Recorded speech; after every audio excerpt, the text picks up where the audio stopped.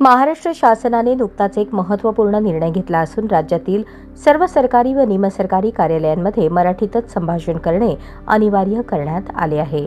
या संदर्भात राज्य सरकारने अधिकृत परिपत्रक जारी केले असून हा नियम लागू न करणाऱ्या कर्मचाऱ्यांवर शिस्तभंगाची कारवाई केली जाणार आहे।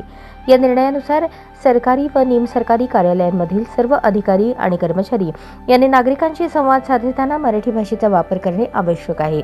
महाराष्ट्रातील स्थानिक नागरिक, विविध सरकारी विभागांमध्ये येणारे अर्जदार तसेच कोणत्याही शासकीय सेवांसाठी येणाऱ्या लोकांशी मराठीतूनच संवाद साधला जावा असा स्पष्ट आदेश देण्यात आला आहे।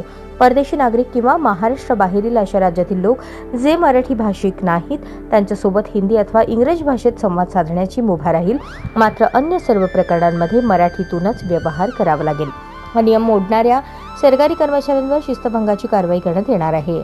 जर कोणत्याही सरकारी कर्मचाऱ्याने मराठीत संवाद साधण्यास नकार दिला तर संबंधित नागरिक त्याची तक्रार त्या विभागाच्या वरिष्ठ अधिकाऱ्यांकडे नोंदवू शकतात। जर तक्रारीवर वरिष्ठ अधिकाऱ्यांनी योग्य ती कारवाई केली नाही तर संबंधित व्यक्ती महाराष्ट्र विधानसभेच्या मराठी भाषा समितीकडे आपल्या तक्रारीची नोंद करू शकतात। या समितीमार्फत योग्य ती चौकशी करून पुढील कारवाई करण्यात येईल।